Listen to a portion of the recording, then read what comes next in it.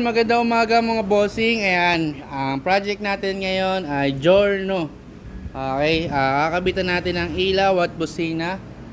Senlo M1 tsaka PIAA. Ayan mga bossing.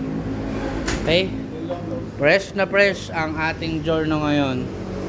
Maganda yung mga switches na gagamitin natin dito mga bossing. Mamaya papakita ko sa inyo after namin installan. Ayan. Siyempre ang Honda, talagang may puzzle talaga ang pagbabaklas ng mga kaha ng Honda ngayon, lalo na dito sa Giorno, PCX, ADB. May mga pattern na sila para mabaklas mo yung mga kaha niyan. Kaya triple ingat talaga sa pagbabaklas mga bossing, para hindi masiraan ng mga fittings. Okay, yan. Mamaya bibidyoan ko yung final output nito mga bossing para sa mga Giorno. Makita nyo yung sample. Okay? So abangan nyo mga bossing.